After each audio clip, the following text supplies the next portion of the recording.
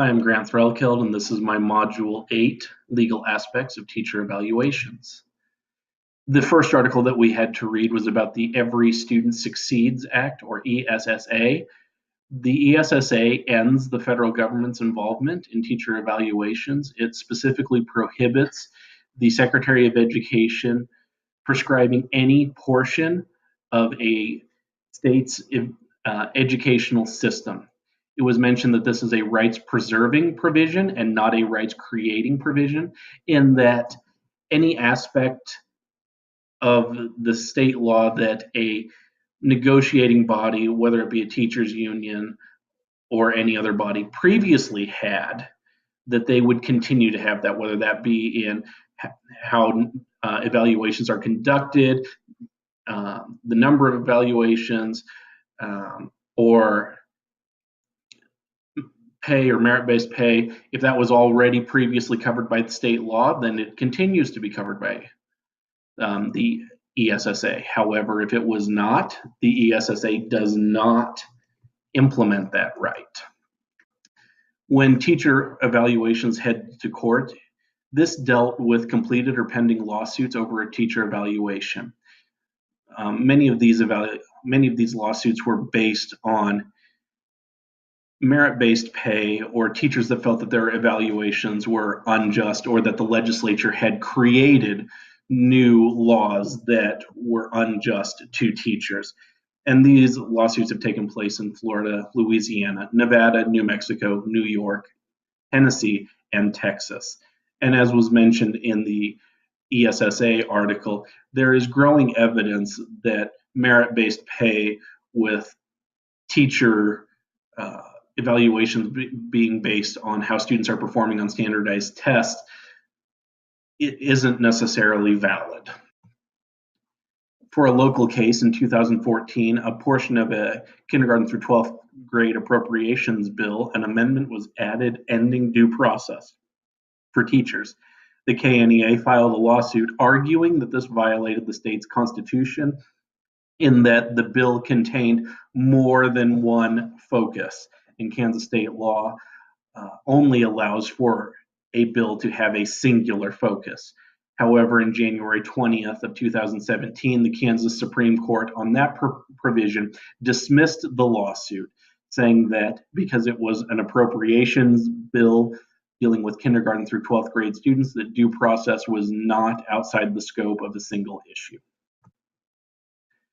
For teacher evaluations and issues overview, it dealt with how teacher evaluation has become a hot topic issue, partially because research has been growing on how to improve teacher quality and how to make sure that the evaluations more accurately reflect how well a teacher is teaching.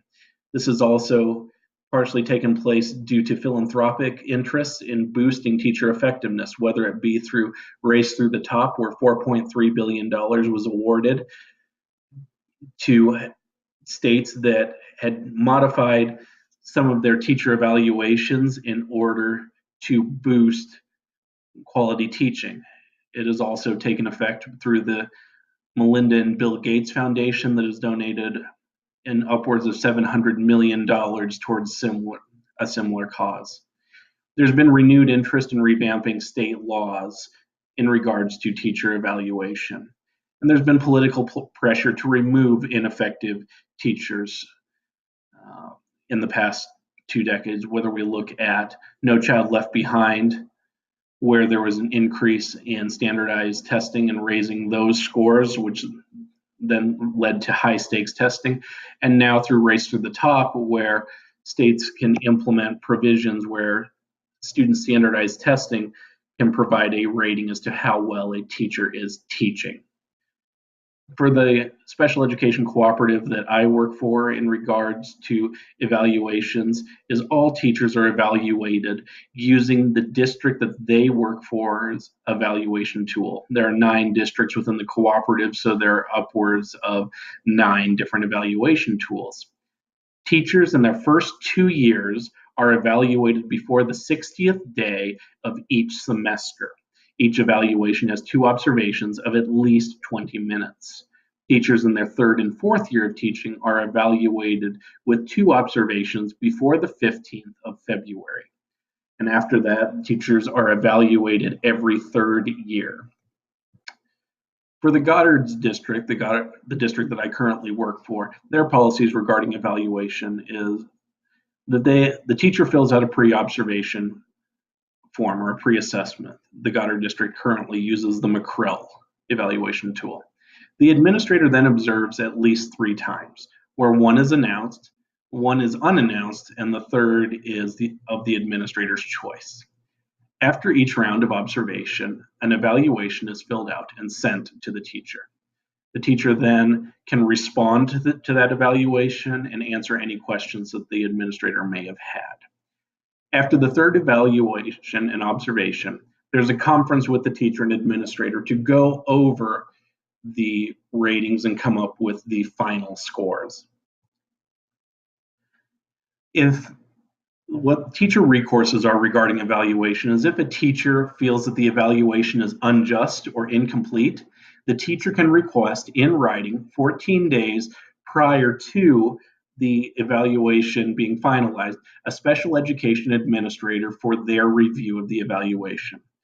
Now, after that, in the negotiated agreement, the language is rather vague on what the administrator can do. It just says that they will review. Any further complaints must be taken up with the Human Resources Director, followed by the union. And any teacher who has been offered their 4th contract will not be non-renewed without just cause for violating their teaching contract. And if a teacher is non-renewed and their position goes unfilled, then the non-renewed teacher will be offered their job back. The implications for me as an administrator is to, number 1, to remember what it's like to be evaluated by an administrator, to recall the things that were challenging and those feelings of not necessarily knowing if my administrator knew what I was teaching. So remembering to spend time in the classrooms, talking to the teachers, helping myself understand better where they're coming from. So when it comes to evaluations, it's not necessarily a me against them, but rather a joint meeting where we can come to a consensus. I would need to receive training on the evaluation protocol so that I can know them forwards and backwards and be able to answer any questions that my staff may have.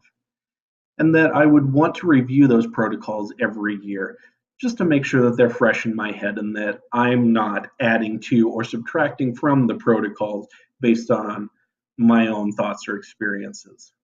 And then to remember to take on the ideals of clinical observation with the post-observation conference, where the teacher and I can meet and discuss what they felt went well and what they appreciated in what I did and what opportunities I still have for growth to be able to be a more effective administrator. So that way we can continue to grow as a staff, each teacher can continue to grow individually, and we can help create the best environment for all students to be able to succeed and reach their potential. Thank you.